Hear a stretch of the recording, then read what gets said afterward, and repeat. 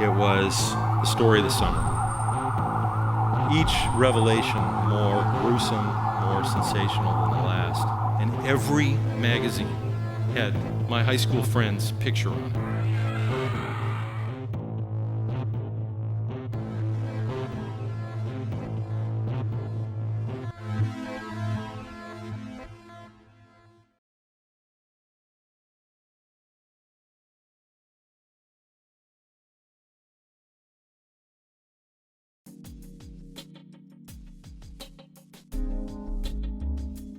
I'm here tonight, as Bob said, to talk about my new book. And the reception to this has been everything that I'd hoped it would have been when I started it as a germ of an idea 20 years ago, which is just nuts. And there's some valid reasons why it took so long, and which I'll get into in a minute. Some of you here are probably graphic novel fans, but this book has seemed to have broken out of that graphic novel field where I've been firmly entrenched for the last 25 years to a broader audience. And if you're not used to reading graphic novels, I'd like to offer a little bit of advice as you approach this book. And I realize some of you have read it and some of you haven't. And don't worry, I won't give anything away. You don't read a graphic novel the way you read a printed book. It's closer to how you view a film. You know, in a printed book, a gifted author will spend page after page after page drawing a scene with words, drawing a character with words. And we can all appreciate that. It's a thing of beauty when it's done well. I don't have to do that. I just draw the scene. So what seems on face value to be simple, if you're not familiar with graphic novels, is in fact not simple. You have to look in the background. You have to see what's going on in layers of the drawing. You have to see how the creator pieces the narrative together, how the page flows. This is the opening scene of the book, and let me deconstruct this scene a little for you so you can get an idea of what I'm talking about, and how I think as I compose a page. Believe it or not, it's just not sitting down and drawing. So we start with this long opening shot. It's this helicopter shot, almost like out of a film, over this rolling countryside, this quiet road in Bath, Ohio. We all know where it is. And I always like to introduce a couple themes right from the get-go. And the two that I'm working in right here are, first of all, the setting itself, Bath, with these neat farms and tidy lawns and quiet country roads. I noted the contrast between that and between Dahmer himself. What's going on? This kid is just rotting in this bucolic setting, and I was really struck by that. And the other theme, of course, is isolation. We have this kid walking by himself down the side of the road, and this is a major theme in Jeff's life and a major theme in the book as well.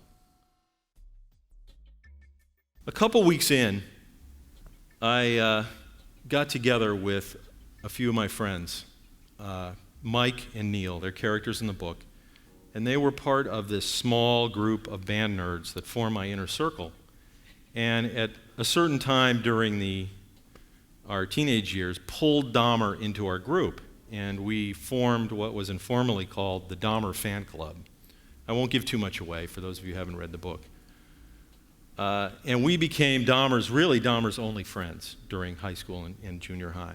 So I got together with these guys, and it just so happens that Neil, at that time, lived about 300 yards from Dahmer's boyhood home, which was then still ringed by yellow police tape as forensic investigators sifted through the dirt in the backyard looking for bone fragments.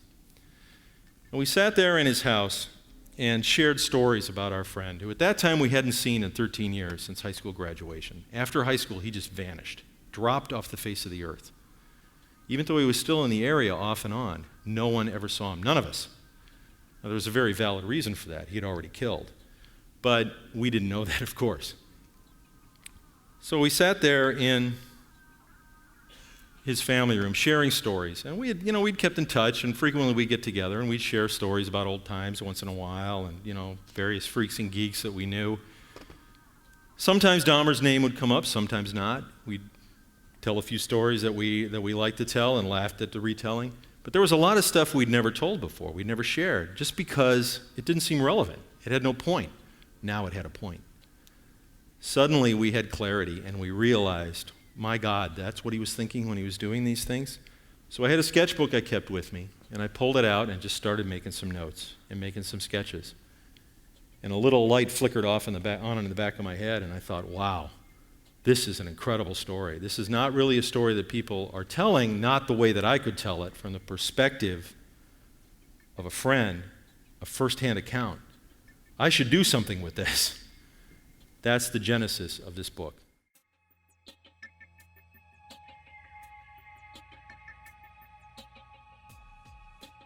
We were friends.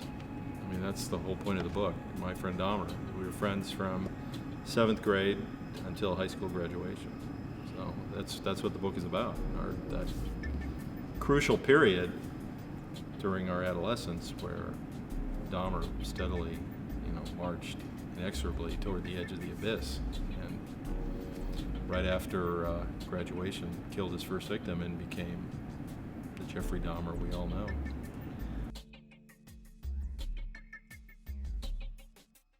That's what the book's about. It's, the perspective of a contemporary.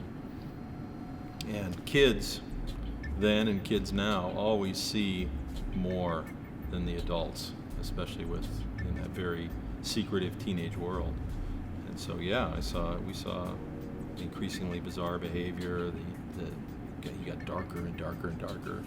And the drinking, which was out of control, as he was, the assumption is self-medicating to try to, quell these voices that were pounding inside his skull.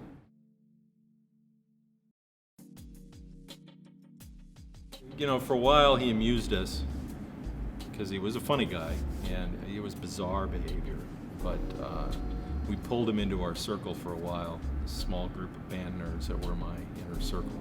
And we pulled him into our social net, and he, for a while, became part of our group. And then at a certain point, we pushed him away.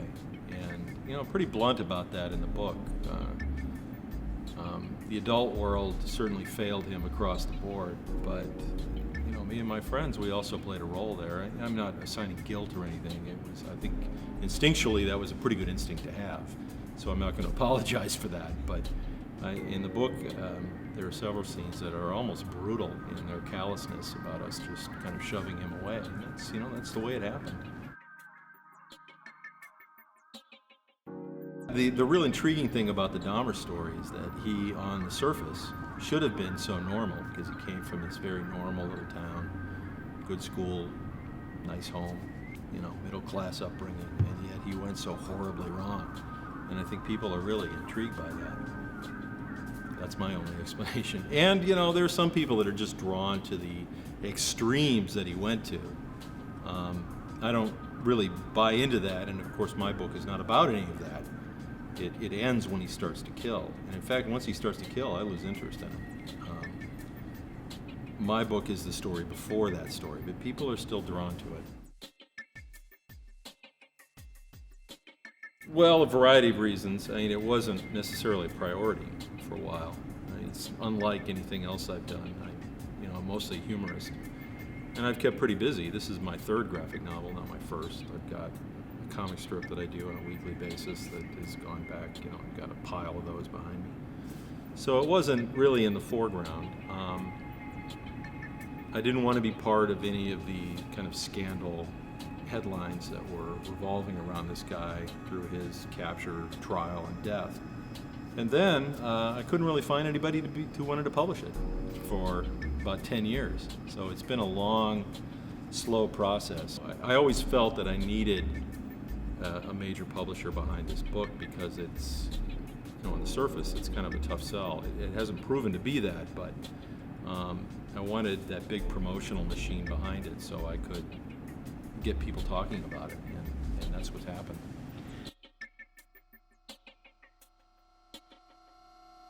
Well, yeah, sure. At a certain point, it's buried pretty deep. My style really kind of emerged out of, those people, to be sure, but then it got shoved through this post-punk filter and emerged on the other side of whatever it is. I don't think that it really looks like anything anymore. may or may not stink, but I don't draw like anybody else, and I don't really write like anybody else. So that's something I'm proud of.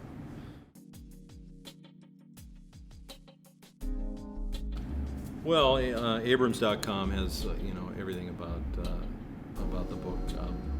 DerfCity.com has general information on me and the work I'm doing, and I'm all over the place.